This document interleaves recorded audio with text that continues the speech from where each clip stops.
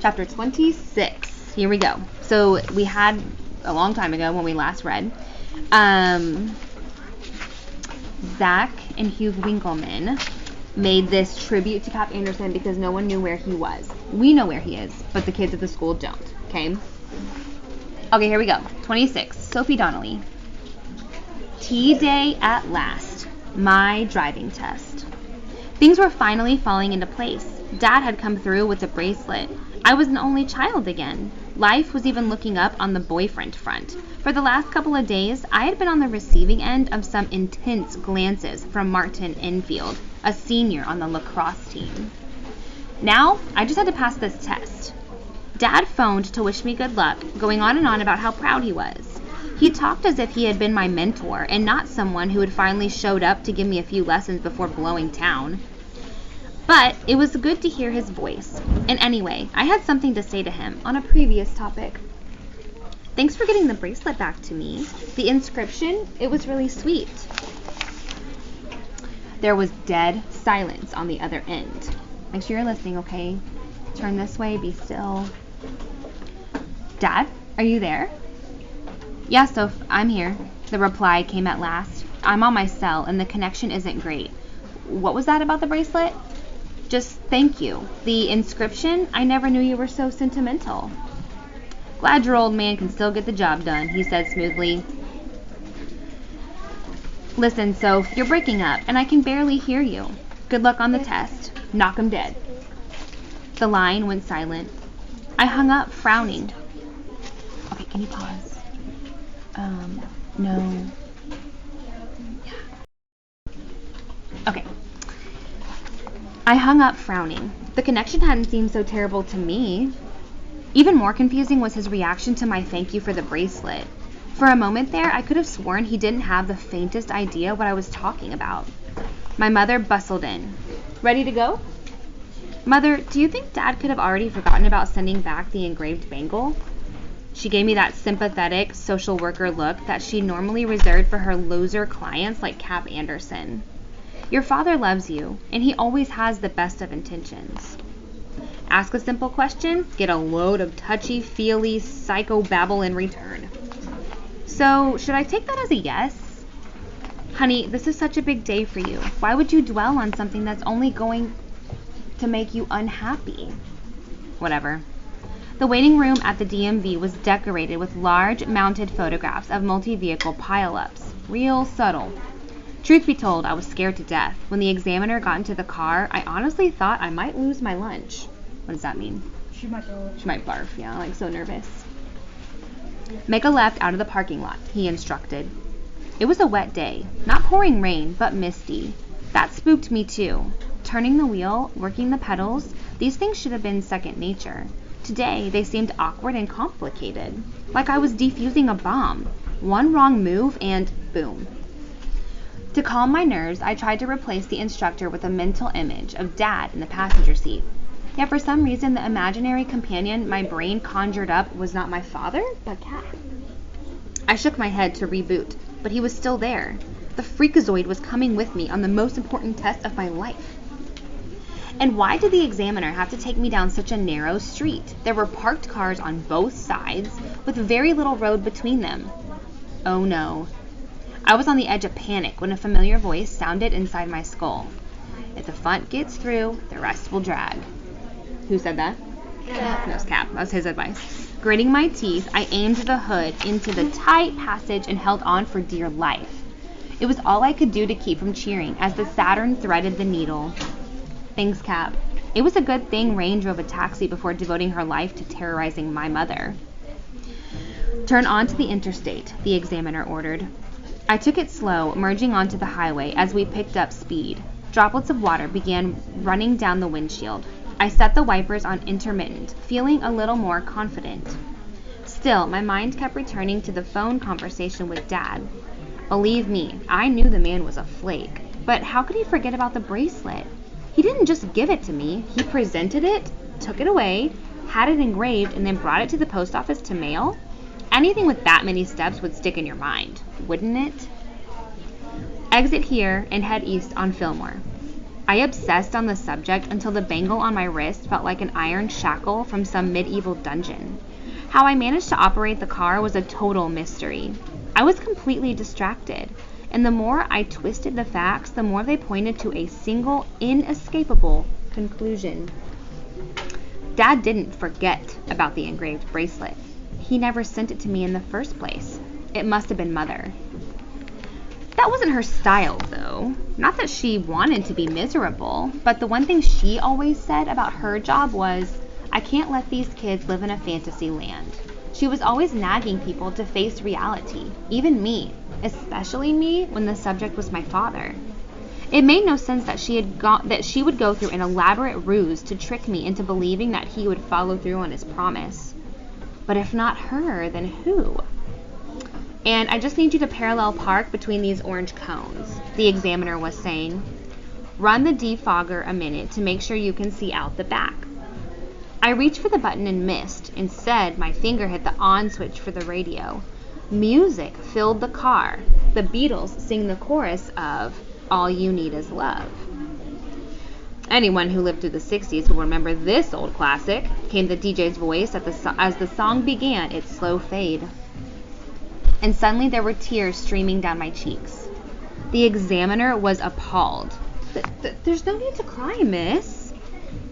It's no big deal. You just hit the wrong button. I won't take off any points for that. So she starts crying. Why? Because the song. Because the song what, Maddox? It says the same as the bracelet. She figured out that Yeah, and so then the driver instructor is like, man, it's okay. You just pressed the wrong, it's okay. I'm not going to take off points for that. Because she was supposed to press the defogger for the window, but instead she pressed the radio, and then he just sees her crying. No, it's not that, I managed, still blubbering. But how could I ever explain it? The radio, the song. That engraved bangle wasn't from Dad or Mother. All You Need Is Love? There was only one person who could have come up with that inscription. Cap. I crunched all 4 cones. The examiner passed me anyway.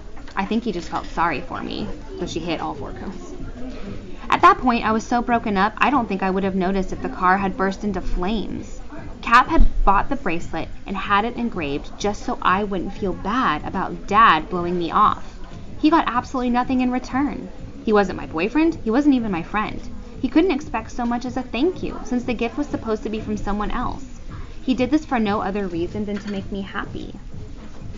When I got back to the waiting room, Mother took one look at my red eyes and ashen complexion and assumed the worst.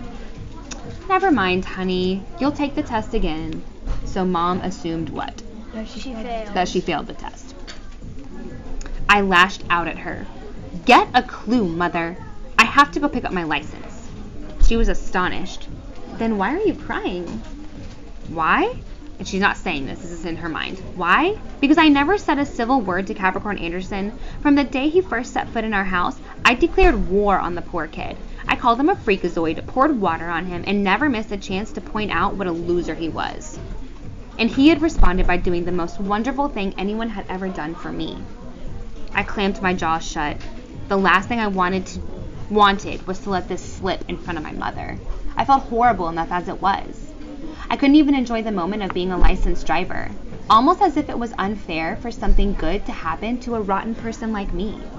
And the worst part was, it was too late for me to ever make it up to Cap.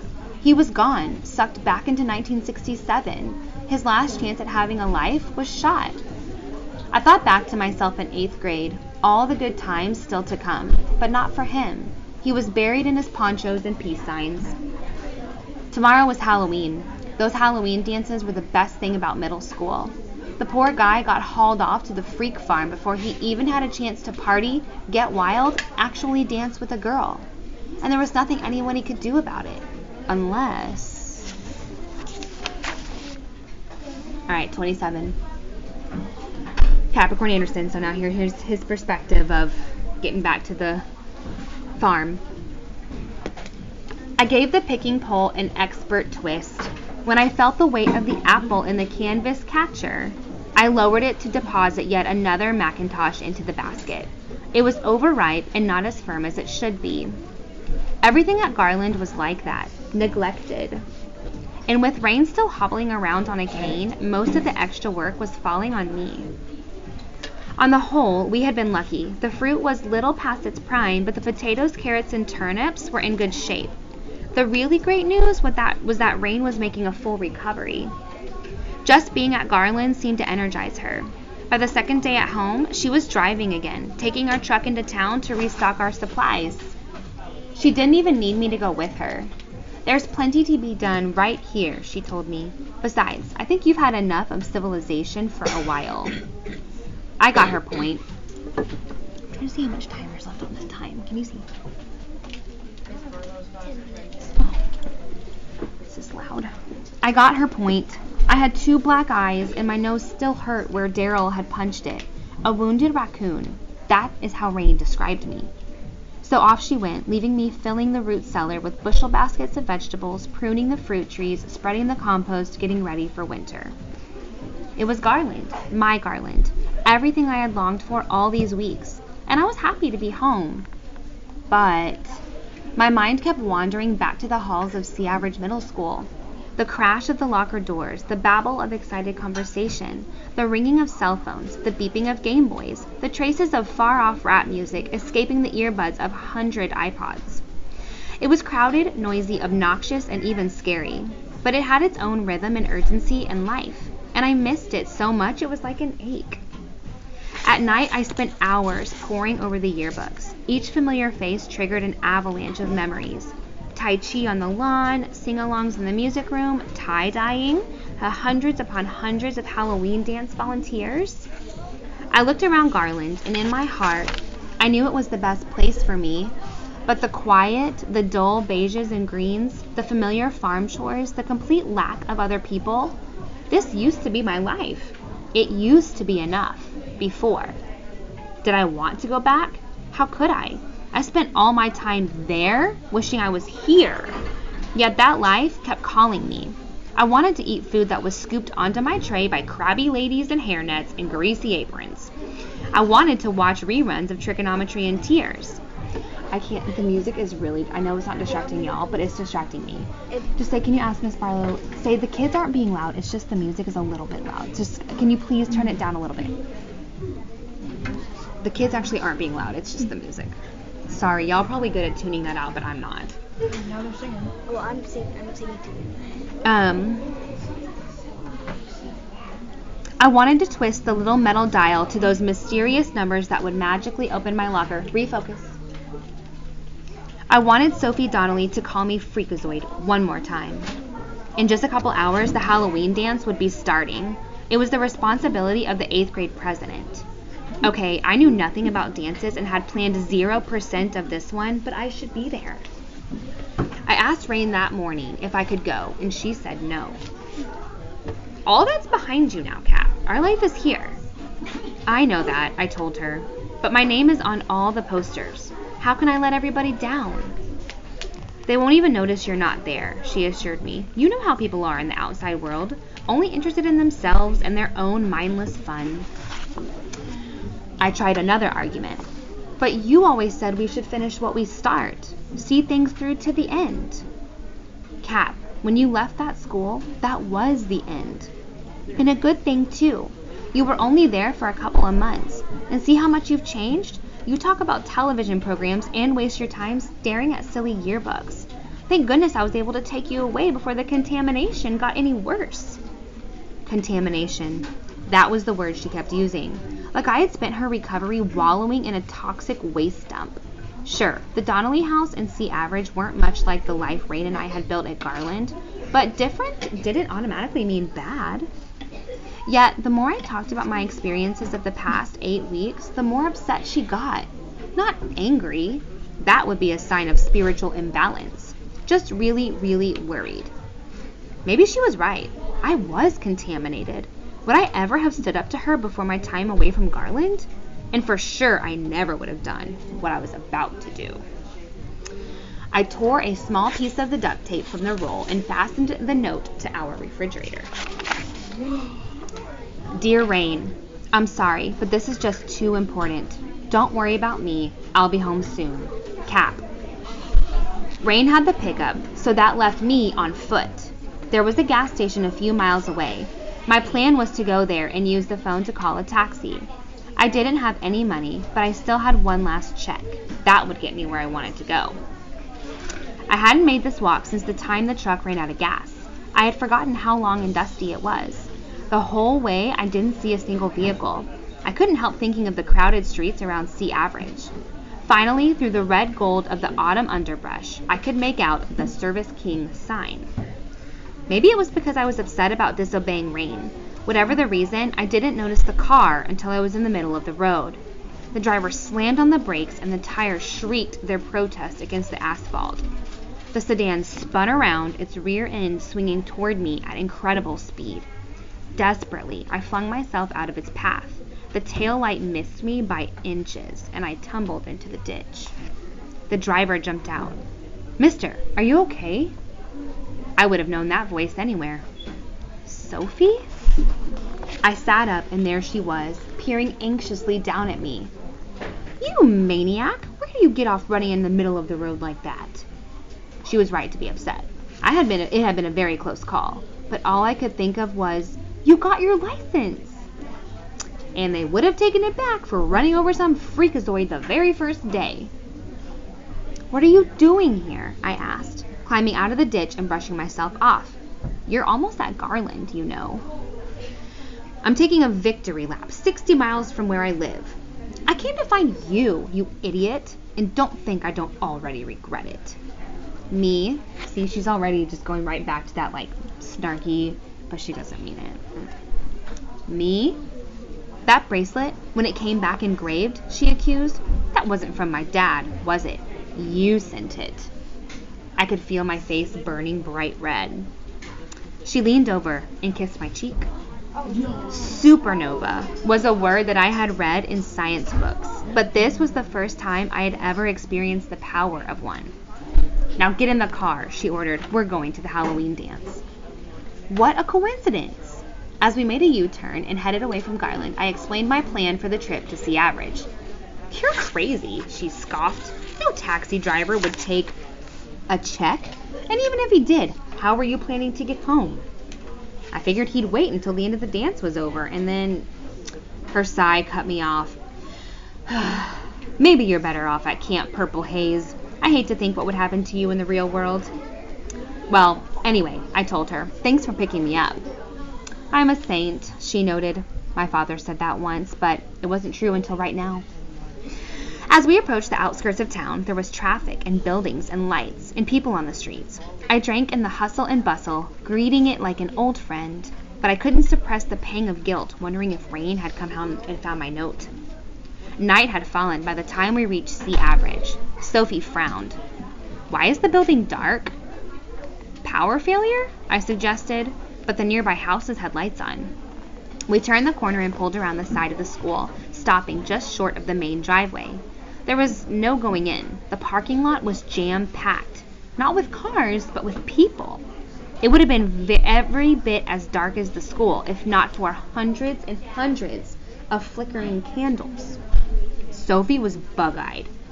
What's going on? "I guess it's the Halloween dance."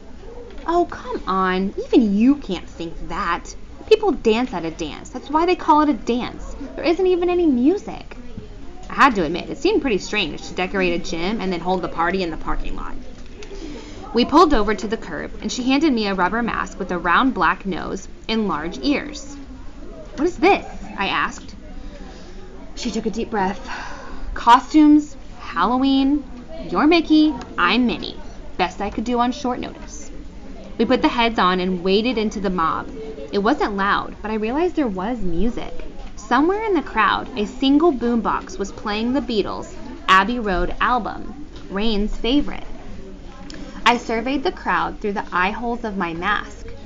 "Sophie, how come we're the only ones wearing costumes?"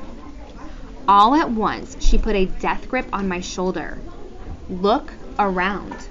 Ponchos, tie-dyes, peace signs, Cap. They are in costume. They're dressed as you."